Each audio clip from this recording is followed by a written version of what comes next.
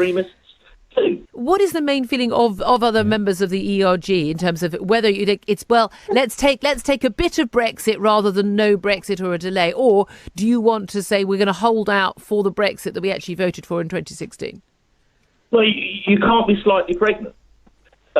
We either leave the European Union, which is what the people voted for, or we don't. And there's no point voting for the withdrawal agreement as it's currently configured, because it means we don't leave the European Union. So people say, oh, well, it's the best we're going to get. Well, I disagree, because we'd be voting to stay in.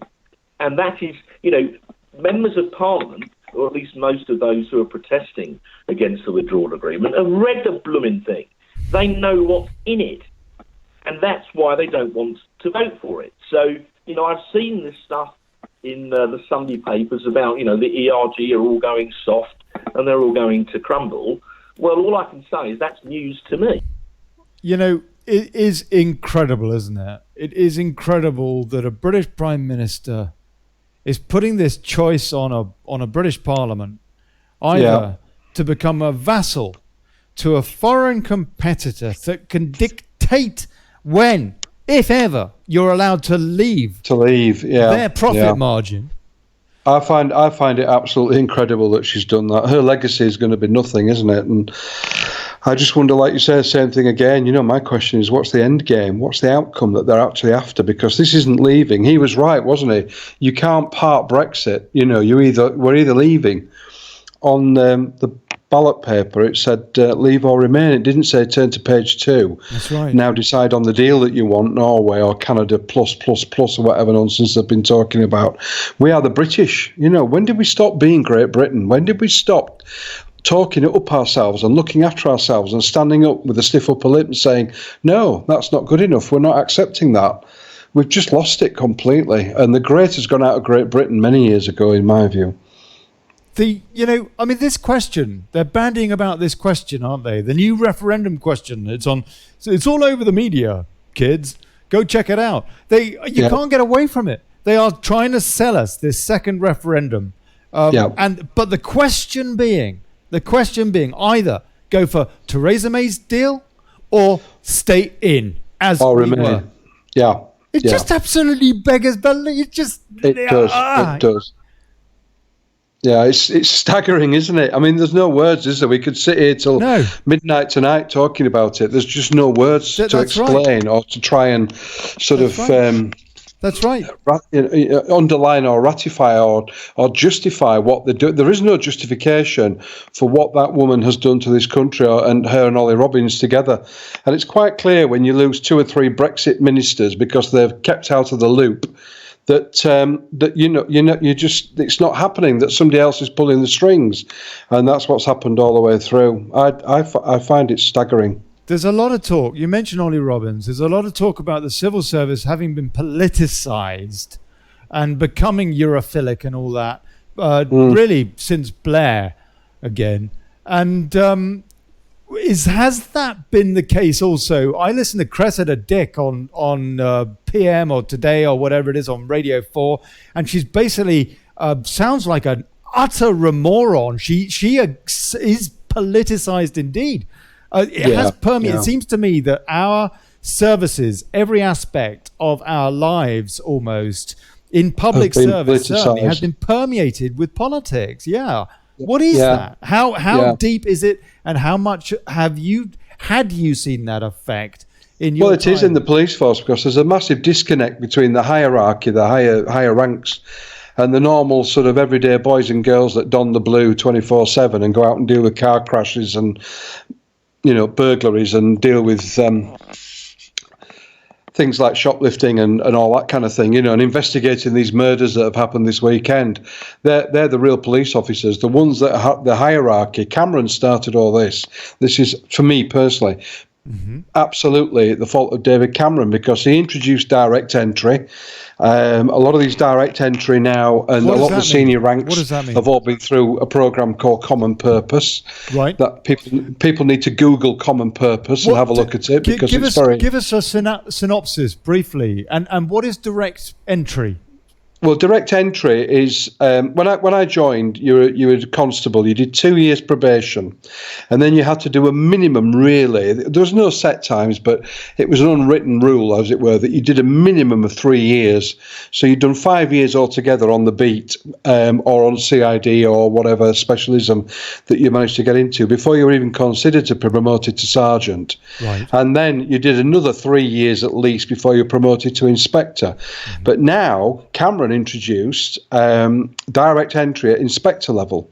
So you could have a degree in management or a degree in zoology or a degree in looking at trees or whatever, textiles, and you could come straight into the police force at direct entry as a police inspector. And that automatically set off a massive alarm within the police force, because you've lost that experience. You can be a good manager and you can manage fiscal budgets, not a problem at all. But if you haven't been out on a Friday night and been blooded and dealt with people who sit there for 3 hours while you're interviewing them saying no comment, and you've got to learn to deal with that, then it's ridiculous. And now the Met are introducing, because there's an absolute dearth of good detectives, and the Met in London have introduced a new course now where you can join the police force, do a 12-week law crime course, and become straight into it as a detective. I've never heard anything like it. We are police by consent, Ollie. That's going back to Robert Peel times,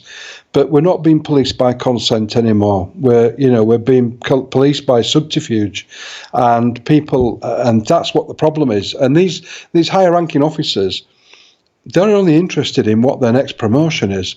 So if there's anything that's out there that's happening that's a bit dodgy, they're not going to start sticking up for bobbies like they used to do and helping them out with something. They would just cut themselves off, and that's the big disconnect. And then there's the new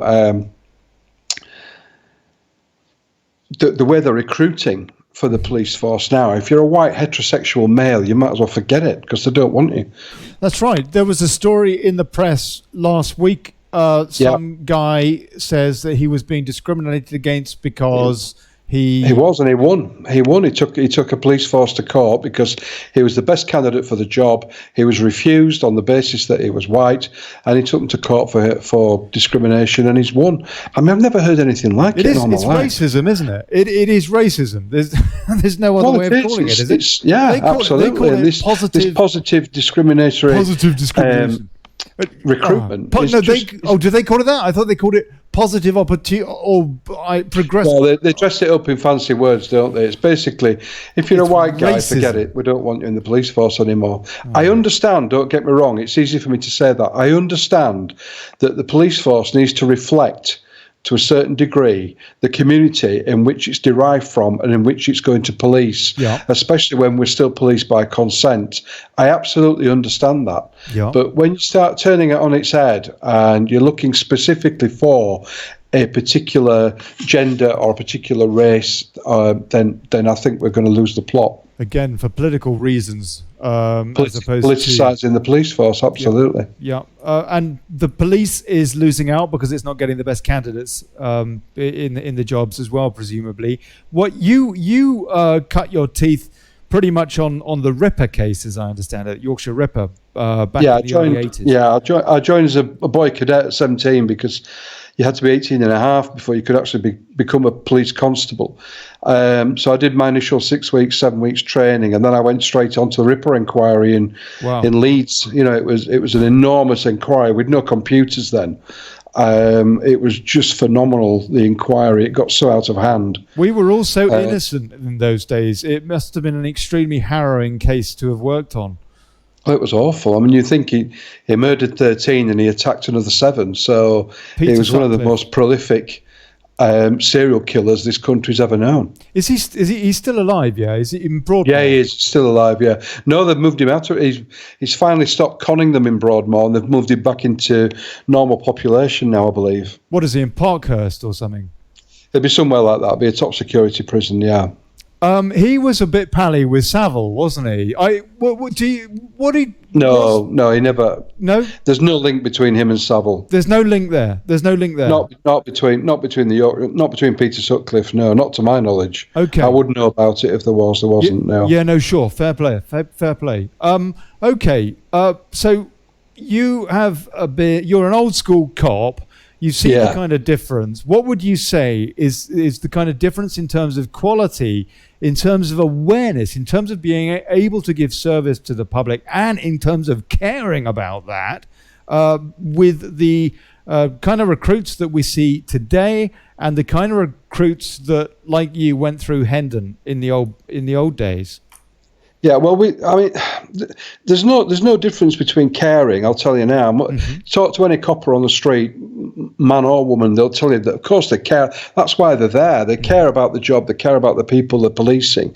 We've just lost our way completely in this mire of political correctness and politicising the police force. And that's where it's gone wrong. And, of course, the other thing is there's no police officers. And we have lost there's a lot of respect gone for our British police officers now. British Bobby on the beat is a thing of the past, the Dixon Dock Green days. That's long gone. And they're more reactive now. They react to things as opposed to trying to prevent things in the first place, because they just haven't got the numbers. When you've lost 20-odd thousand police officers in a 10-year period and 7-odd thousand backroom staff, you don't wonder. These officers are often single crewed, and there's 30 in West Yorkshire. The average every week is 30 to 40 a week that are seriously not just Friday night punch up, take a smack on the chin. I'm on about seriously injured. We're talking about being slashed with knives. We're talking about dislocated knees, fractured eye sockets, broken hands. These things, then obviously they're lost to us then, because they take ages to recover. 30 to 40 a week. 30 to 40 a week just in West Yorkshire alone. That's the average. That's a staggering number. That is a staggering number. It is. And I mean, in West Yorkshire, the numbers are this. There's 5,100 and something officers. It's just under 600 officers less now than there were in 2010. So we've got 2.8 million people live in West Yorkshire, and 5,000 police officers. If you take off sickness, if you take off those attending court, if you take off those on annual leave, and you take off the numbers on actual courses, that leaves very, very few police officers out there on the street to deal with all the normal normal day-to-day graft, on top of the more serious cases that are happening all the time. Okay, let's take a few more comments. Anthony Linane, actually replying to Mo, Freemasonry and Ashkenazi as well. She gave the order to shoot Menandeth on the tube. Lisa Fuji, they don't take veterans anymore in police forces. They say they will be too aggressive. Yeah, we used to recruit an awful lot from armed services. If they'd done 12 years in the armed service, you were getting a very well disciplined, good person that knew how to talk to people, and very well experienced in life and what life's got to throw at it. Instead of somebody at 21 straight out of university that knows nothing about nothing. Yeah, that's right. And they don't do that now. Why not? Because they're maybe too patriotic, or I don't know. Yeah, because you can't mould them into the modern day police officer that's politically correct and says yes sir, no sir, 3 bags full sir. We wouldn't do that.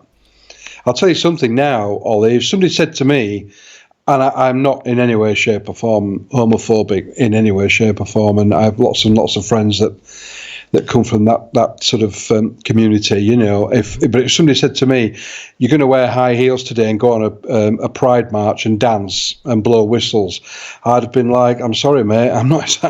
It's just not happening." I'm a police officer. Yeah, no, absolutely. It did look pretty demeaning to the police, seeing images like that. Shocking scenes. Dave Jenkins says, "I'm not agreeing here with this man."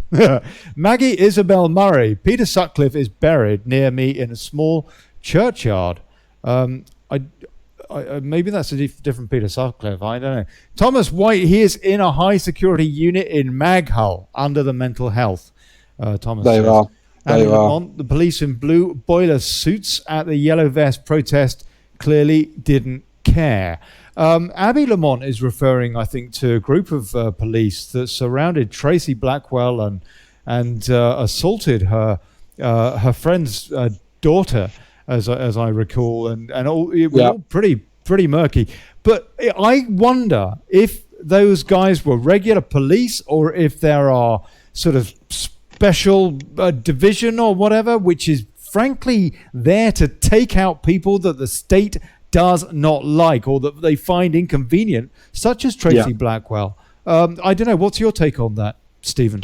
Well, we always had what we call snatch squads. So if there was 100 police officers across a road making a line, you would have behind you what we call snatch squads, and then the main troublemakers, they would go in and take those out. Without a doubt, that was an everyday occurrence when we had serious trouble. So whether that's happened or not, and listen, don't get me wrong, I think I've seen some of the things that the police have been doing lately, and I'm not on their side. I'm absolutely not on their side, and I think this is where the political correctness thing has come in too much, and it's going to lead to trouble. It's absolutely going to lead to trouble. What do you think of the policing, and particularly with those guns that are blinding people they're using against the Gilets jaunes, the French policing of that? Well, that's a French thing, is it? And there's no way they're normal everyday coppers. I've seen photographs of them with lump hammers stuck in out of the back of their jeans, and they're all wearing jeans, and they've got crash helmets on, and they've got these pepper spray guns and whatever. They're not normal everyday police at all. And I think Macron will rue the day that he's attacked his own, because the French are not like us either. The French will riot. They will absolutely kick off, the French, and they are doing every week. I think they're on the 15th week now. 17th. Last Saturday was the 17th week, I understand. 17th week, of non-stop trouble and riots and everything. Well, we the Brits, we'll rebel a little bit, but we won't riot. Not like the French. But to be truthful, I can see it happening at the moment. The yellow vests in this country, so far, have been a bit of a sort of motley crew. There was some in Manchester, and they didn't know what to protest about, so they went and stood outside Greggs because they've got a vegan sausage roll. And then you got some in Leeds that had stopped what they call the Armley Gyratory, which is a major traffic intersection. They stopped that for about 20 minutes, and that really upset people, but all it takes, I think, genuinely, is for somebody to come along and harness them all together with a proper cause. And I think you'll see the average everyday man and woman on the street taking to the street. I really do, because I think people are finally waking up and they've totally and utterly had enough of what's going on in this country. Lisa Hughes, the police now are all for the left. We see a complete two-tier system in dealing with crimes, a bias towards anyone who leans to the right. The individual cop has a responsibility to speak up against political bias. Problem is, police are facing the same restrictions on freedom of expression and free speech, and can be targeted and threatened with their jobs. Absolutely. And don't forget, the police force haven't got any right to strike. Yeah. The British police force are not allowed to strike. Yeah. So, if you wanted to make a name for yourself in the police force and start coming out against what's going on, you'd be got rid of very quickly. Did you swear your oath, Stephen asks I did. Kevin Burke. I did. In the magistrates' court in Wakefield, I swore an oath to the Queen. The comment gone. I think anyway. Okay, that one's gone. I'm sorry, Dave Jenkins. What about the boot camp in Wales? These police on 6 weeks training with the army for civil unrest, March 29th. Nick Scofie is asking me to ask about pedo police. Well, I don't know. I mean, is there a big problem with pedos in the police force? I know that Mike Veal, who was the top cop at Wiltshire, said he was 120% sure that Ted Heath was a paedophile. Now, this is the guy that took us into the EEC, and I personally wonder, and wonder if it is not a fair question, if ever BBC News deign to ask it, if Ted Heath was blackmailed to take us into the EEC. And after all, his own whip, Tim Fortescue, was telling us that MPs who were raping little boys were having their crimes swept under the carpet in exchange for them supporting that government and the policies of that government. In fact, this is a quote just for the hell of it. Yeah, I mean, it wouldn't just surprise me, but to be honest with you, Stephen, hold on. As much in the dark with that, that's way above my pay grade. You know, I wouldn't know anything that was going on at that time about that. Well, hold on a sec. Let me play this quickly. I just want to play this because every now and then I play this. I don't think there are many things that one could possibly wish to spread awareness about. Yeah, as the fact that there has been some kind of a web of VIP filth that has been railroading us into God knows what because of their depravity, according to a guy who is a colleague of Ken Clarke, Kenneth Clarke, leader of the House now, long-term steering committee member for Bilderberg and all the rest of it, Arch, Eurofund, Anyway, this is Tim Fortescue talking about that government that took us into the EEC. Anyone with any sense who was in trouble would come to the whips and tell them the truth. They'll say, no, I'm in a jam. Can you help? It might be debt. It might be a scandal involving small boys or any kind of scandal which a member seemed likely to be mixed up in. They'd come and ask if we could help. And if we could, we did. And we would do everything we can because we would store up brownie points. That sounds a pretty nasty reason, but it's one of the reasons. Is if we can get a chap out of trouble, then he'll do as we ask forevermore. Yeah, lovely, isn't it? Wonderful. But don't think though, Ollie, for a minute that it's not. Let's bring this right up to today. Yeah. Forget Ted Heath. Look at today. Look at Keith Vaz. Yeah. Yeah, and absolutely. then you've got the two MPs, the two Tory MPs. One was suspended because he was sending text messages to two young barmaid girls and asking one of them if her friend was up for a beating. He was looking forward to beating her, and he was suspended. The other Tory MP, was suspended because he was facing allegations of rape. And then in order to get this blasted deal through, they were suddenly reintroduced to the whip again.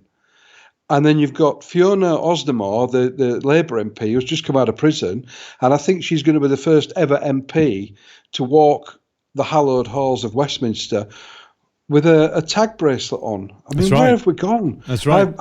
Westminster is morally and totally and utterly corrupt. Yeah. And it's a cesspit. Yeah, it is. Her son's going to be around the back of the speaker's chair peddling drugs. Unbelievable. Lynn Scott, tell us about police assisting in child snatching. We do have a huge problem with our social services deciding that we're playing God basically with people's kids. What would you say to that? Stephen? Well, I think it's absolutely wrong. But again, I'm not defending the police. I'm not here to defend the police 100%. I'm here to talk about how we've arrived at where we are. I work with social services, and I dealt with child abuse cases when I was a police officer. And I mean, there was never any of this removing children on a suspicion and a whim.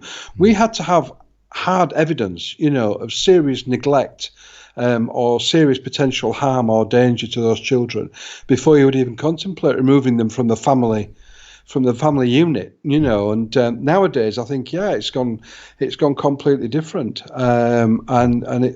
we are morally bankrupt. I must sound like a real gloom merchant tonight.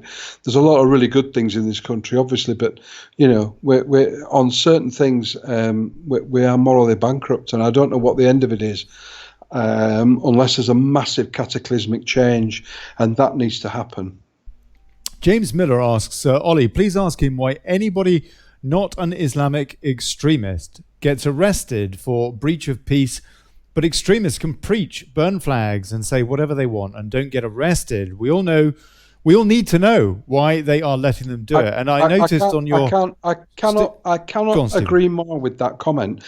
And if you look at... you've only got to look at Speaker's Corner. Yes. The hallowed ground. It is illegal. It is illegal. It's contrary to the royal parks that you pray there or undertake any type of religious ceremony. And the Muslims are praying there every week. Yes, that's right. That's right. It's all in the name of political correctness. And if you look at, we're venturing into a different territory now with grooming gangs. 84% of grooming gangs on this industrial scale that they've been going on are male Pakistanis, and we've got evidence. I've got evidence in Bradford. We've got evidence in Rotherham and Rochdale that the Labour-run councils, the police force, social services turned a blind eye in the expediency of political correctness. Yeah. They'll never get away from that. It's to the eternal shame. It's the biggest scandal that's hit this country since World War II. Do you think that was the deal with Tony Lloyd? Do you think that he was turning a blind eye in, was it Rochdale? Yeah, I'm sure they all were. And he's now on the shadow front bench. He's now what? He's now the shadow Northern Ireland minister. Something like that, yes. Yeah, I'm not going to, forgive me, but I'm not going to name names individually because then I'm going to put myself in court. They'll bankrupt me, like they did with Jane Collins, the MEP from Yorkshire. But I mean, there's the stuff that's gone on is just unbelievable. Again, it's staggering.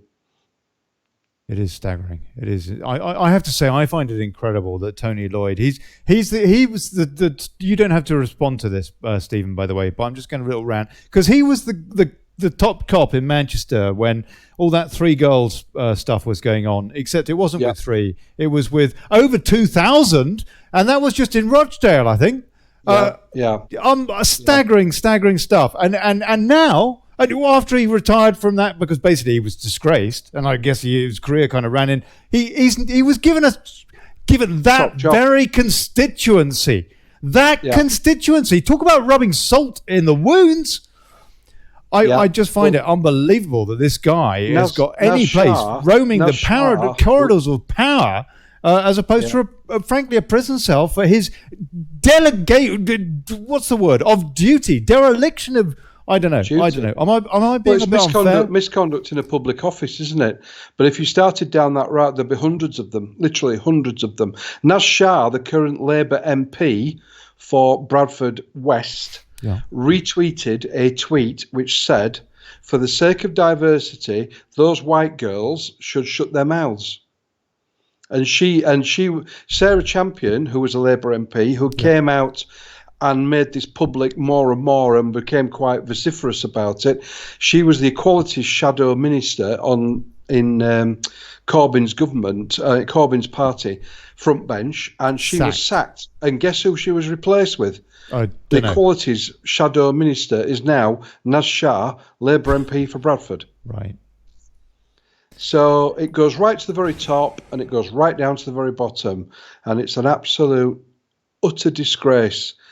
What's been going on. We reckon there are approximately 25,000 young girls that have been involved, and something in the order of anywhere between 2 and 3 million individual offences committed against those girls. Sorry, please repeat that. Approximately 25,000 victims. And anywhere between 2 to 3 million individual offences committed against those girls, whether it be endangering a minor, rape, buggery, torture, because there's evidence now emerging of torture that's taken place, as well as rape and buggery, and selling them and trafficking them all across the country for different towns and cities. Unbelievable. 25,000. The lady that wrote the report about Rochdale, was it Rochdale or Rotherham? I always confuse them because of my ignorance. Rotherham was the first, and there were about 1,400 girls. Right, it was Rotherham, yes. The lady that conducted the report into that, she said this is going on the length and breadth of the country. Every town is affected. That's what she said. Yeah. And the saying now is, if you don't think that this grooming, these rape gangs are operating in your town, you're not looking hard enough. Okay. Got a few people asking me to ask you, please. Cavan Lamont. Yes. Come on, Ollie. 788 to 790 Finchley Road. What do you know about that, sir? Gordon Bowden's investigation. Well, all I know about that is there was something, that address had held something like 16,000 individual offshore companies as the address. That's right. And leading on from that, with everything like that, you follow the money, don't you? But as far as I'm aware, it's never, ever been investigated. It's a closed book, and I bet you everything that I own, it never will be. Yeah. We really are leading into perilous times now. Well, we are, because you, as I said, going back to the police, the police can't strike, but I've heard, the police officers they now take off their are helmets? suffering with PTSD. We've had several police officers committing suicide in the last 12 months. We've got police officers resigning in quite large numbers, unheard of. When you joined the police, it was a job for life. Yes. Providing you kept your nose clean. Yeah. And it was a damn good pension. Is it not as well paid now? And well, it's an averagely well paid job, isn't it? But you're getting paid that sort of money to go out. If all those people watching and listening in now can just imagine, they're presumably, they've all got jobs and everything. If every single day you go to work, whatever job you do, wherever you go to work, and there is a massive, enormous chance that you are going to get seriously assaulted. And often you are assaulted, or at least somebody walks up to you at some point and spits at you fully in the face. Would you continue doing that job for the money that you're on? I don't think you would. And especially when you get no protection, no support, no help from those immediately above you and from the government that funds you and is supposed to protect you. Do you think that if it began to kick off, the police, is there any chance they might stand with the British people? I think some of them would. The other thing is, there's that little of it. There's hardly any police officers now. So it kicked off in all the big cities. You can imagine Birmingham, Bradford, Leeds, Burnley, Blackburn, Preston. Let's go further south, Tewkesbury. All these places. Oxford, all around the M25 there, down to Kent. If all those, Plymouth, Portsmouth, if they all kicked off properly with the yellow vest type thing, we wouldn't have a chance. Even if they brought the army in, there isn't enough in the army. They're all young lads anyway. There's no chance if it really seriously went. And that's what frightens me, because we're talking anarchy there, aren't we? We are. But that's again what I have to say about the Tories is, what's their end game? Where did they seriously think this is going to end? Do they think we're all just going to roll over and accept all this nonsense, particularly with the Brexit thing? But the continuing austerity where, people are seriously in trouble. Do they think this is going to continue and we're just going to keep rolling over? I don't think we will. It does make you wonder if they want insurrection, if they want civil unrest on the streets, they want it kicked off, they want martial law. What else could be their strategy from a logical perspective? I don't know. I shudder to think, to be truthful. It's just. But then again, you see, when you look at the other thing, you've got companies. It's never on TV. It's never on the news or anything. There are literally hundreds of companies investing in this country right now, every day. That's right. They're putting more money into the country. That's right. And that's right. Building factories and building businesses and things. So there's a lot of I don't want to be all gloom and doom tonight. There's an awful lot of good things. No, this isn't the BBC. There's a lot of investment going on. There was a story again, I think it was just yesterday, and there's been a lot of these in the last week or so. Land Rover are doing a lot of investment. And they said that they were going to stop doing something a few months ago, and the media was all over it. Oh, Brexit. And now they're putting in a load of investment, and you can't see the story anywhere. No. It's James Dyson, he got absolutely pilloried, didn't he? Yeah. He's building a £2 million factory, isn't he, in Swindon area somewhere? And then the Swindon thing with the Honda, why not? Why do they not just look at that factory and think, right, what do we need in this country more than anything else? We need some decent trains, because all the trains we've got are absolutely beggared. And they're knackered, and they're falling in bits, and they're cold, and they're uncomfortable. There isn't enough seats on them. So why don't they just convert that factory and make new trains for this country? Okay, let's take a few comments. Jamie Mitchell says the establishment is leaving Britain open to mayhem. It is design. Has to be. William Prentice, the army will not turn on us Brits. This is if they are under our remit, though, also, isn't it? You mentioned PESCO a bit earlier, Stephen. This is a real concern, isn't it? Because if they do manage to drag this out, we know that they do things behind our back without even a mention in the media at all until it's been done, i.e. the UN Migration Compact may sign that with a whole bunch of other people, which basically says no borders anymore. No, a UN thing, despite a clear concern from the British public in the referendum over this very issue. And we don't hear anything about it. So we know they're capable, and we know that they want a united military with Europe, as well as integration politically and And that is a worry, is it not? So far as PESCO is concerned, with people like Macron and Juncker and Merkel again, all saying we need to get these militaries and put them all together under one umbrella, including the nuclear capacity, by the way. Yeah. Badge them all under the EU badge. We'd lose all our famous regiments and traditions and honour, and we would, like you say, and expertise. We'd be giving away centuries of expertise. Comments. Sorry, Stephen. I genuinely believe the Brits won't stand for it. I think people are waking up and they're beginning to realise what's going on. I think genuinely the Brits won't stand for it. I really do. I hope so, because there's no other way out of this. If they did just accept it, then it is game over, isn't it? Because the EU at that point would be able to put, some Scandinavian police in our place, or French or whatever, and the British police or army, the military, whatever capability, would be used elsewhere. And so we wouldn't have our military facing our people questioning, am I doing the right thing? Yep. Yeah, exactly. It would be, because they're being brainwashed, aren't they? Into falling into line, and what they say goes, and that's how it's got to be. And what's the saying? For evil to succeed, it just takes good men to do nothing. Yeah, Jefferson. That's right. And that's where we're going. Thomas White, the thing is that they have been getting away with it for years, and they know the British people will not all rise up.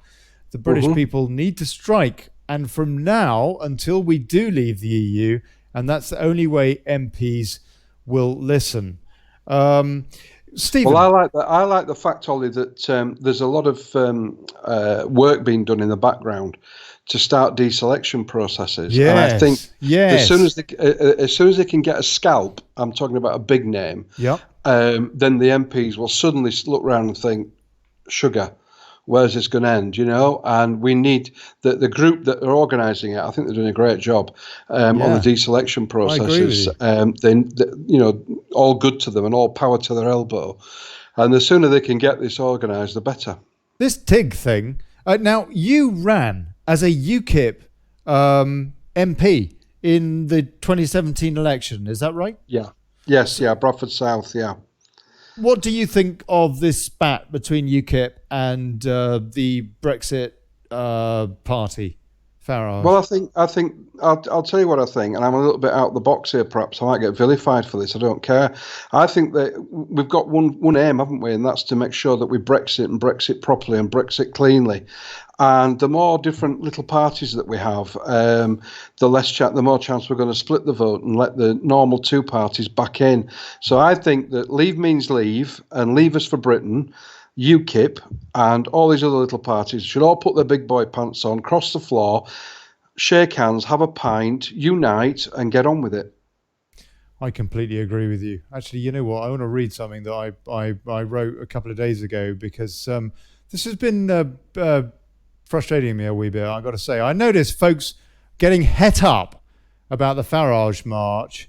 I guess my take, we're about to lose Brexit. We probably will anyhow, sure. Then again, swerving torpedoes. My grandfather didn't give up, as I recall. I have his daily letters from Mediterranean to London. This march is an initiative, and generally I support any initiative.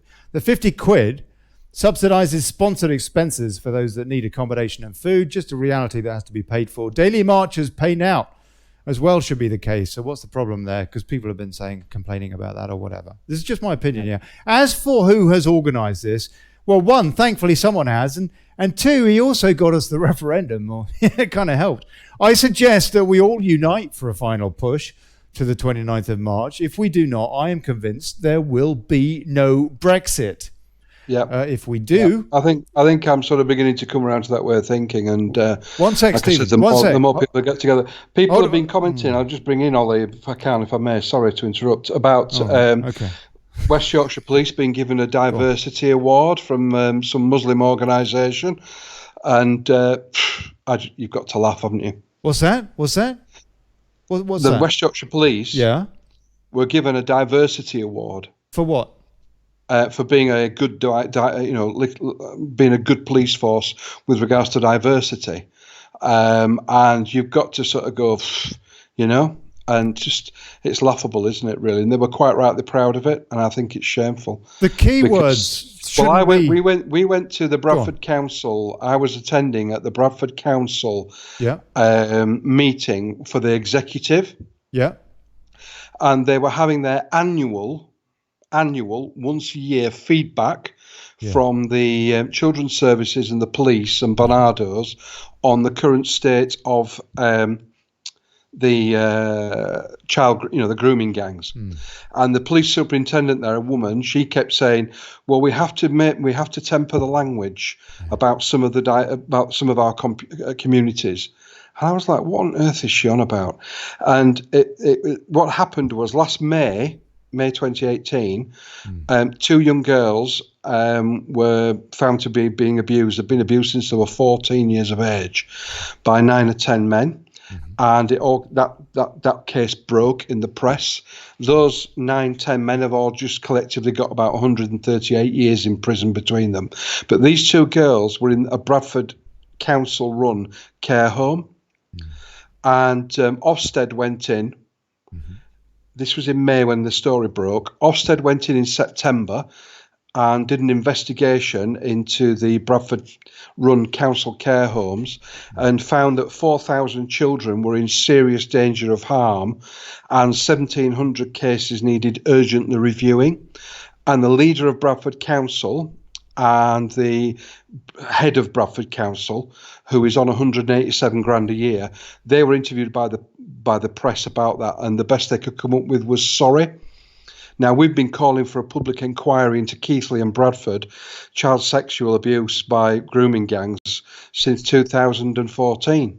And Anne Cryer, the previous Labour MP, she broke this story in 2002. But she was absolutely vilified and marginalised and pushed to one side because, of course, a large Labour vote comes from that community. I tell you, the angry faces are just going absolutely mad up the screen there. I can believe it, but that's and you extrapolate that through Rotherham, Rochdale, and Keighley, and Blackpool, and Liverpool, and Oxford, and I've forgotten the name of the town down south where it's just a massive case broke. Aylesbury. You extrapolate that across the country, everywhere, Newcastle, you name it, and that's the kind of scale that we are dealing with. But I watch a lot of the parliamentary programmes, and press question time and Prime Minister's question. I've not seen one single reference to it, apart from once, I think it was Sarah Champion. Not a single reference to it. They're not doing anything about it. She called it a I don't know whether, I can't remember if she called it the Muslim problem or the Islamist called it a Muslim problem, and Muslim she was marginalised. And now, she was basically wrong, right. And she was there was a case this year of 5 white men in Wales, and they'd groomed a young girl, and they'd done all sorts of things to her, and they've just been all locked up. So there are patterns, but usually paedophilia is one-on-one or sharing in large groups pictures and things like this. This is completely different. Yes. These men are targeting white young vulnerable girls. They're not using curry houses now, kebab houses and taxi shops. They're literally picking up from the bloody school gates. Don't think it's not happening. What time is it now? It's Monday. It's the 4th of March. It's 8 o'clock. It's happening right now somewhere in this country, or in a lot of places in this country. Girls right now will be being abused in this way. So not only is this abuse, but it is also what these libtards, try and shout about all this hate crime stuff as well, and it's also racist, and it's also a kind of a religious crime. Yeah, if you stand up, and demonstrate against this, they stand up for racism, people, and the Antifa come up and they say racism off our streets. Why is it racist? We're trying to protect young girls. Yes. And there are also Bangladeshi girls and Sikh girls involved in this. Yes. But minimum numbers. It's all predominantly white girls. We're just trying to put a stop to it. And they say things, don't they? I've heard them coming out after they've been sentenced to 20 years or not enough, actually, normally, saying some pretty horrid things about those girls, basically saying that they deserve it because they're white, using that kind of rhetoric. Yet, where is the campaign from the left saying, actually, you know what, we need to protect those vulnerable people too? And they tend to be people from poorer backgrounds as well, who are more vulnerable for a whole bunch of reasons. In the early days, Labour, they took the view this was a lifestyle choice by these girls. Unbelievable. Okay. I suppose we could have ended up on a slightly more cheerful note, but that completely failed. So we'll just. I don't know. There you go, Stephen. Look, Stephen. Well, we can end on a good note in that Bradford City's got a new manager today. Oh yeah, have you? We might possibly have a chance of stopping up. I doubt it, but we might possibly have a chance of stopping up. I don't know, but Bradford City have got a new manager today, so I'm pretty chuffed with that. Good on you, Steve. No, listen, look, let's think about it seriously, okay? With the Brexit thing going on, there is a lot of things to look forward to. Obviously, I hope we do Brexit. I hope we become world leaders again on the world stage, and we start exporting our skills and our wonderful young people, and we start looking after our young people properly, and we start looking at the welfare bill and reducing it properly, and take some serious attempts at putting the world and the country back on its axis, because it's off it at the moment. But we'll get there. I'm sure. How much do you think the success of Brexit, or if you like, the success of the democratic weight of the British people being felt by the establishment, relies on Nigel Farage and Gerard Batten being less stubborn, competitive, and getting together and walking ahead that march together? Wouldn't that be? That's what we need. And at the next general election, we would sweep the board if we got it right, because Brexit is Brexit, and the only party that hasn't blinked in any way, have stuck to their guns in terms of Brexit and a true, clear, clean Brexit, and the country becoming self-governing, independent, shining beacon of the world, is UKIP. Aye. I want to say a big thank you to Stephen Place. Thank you, sir. Thank you so much. That was fantastic. Enjoyed it. Thank you very much. Anytime. Stephen, you are definitely getting you back on. Awesome. Brilliant. Aye. And thank you for your optimistic bits and your bit there, here and there as well. I'll tell you, we need that. You've got to keep laughing, yeah? Yeah, laugh and cry. You have. Well, if I come on again, I promise you, I'll come armed with an awful lot of good news. Oh, God bless you, Stephen. Thank you. Well, do it. Let's do it. Let's have a chat in a couple of weeks' time and do another show. Okay. And maybe you can tell me some of those bawdy jokes that you used to say in the pub with the cops or whatever. I don't know. Oh, right. Yeah, thank you. You've been tuning into the Daily Brexit with me, Olly Connelly. I'll see you tomorrow. Oh, blimey, what am I doing tomorrow? I can't remember. Yeah.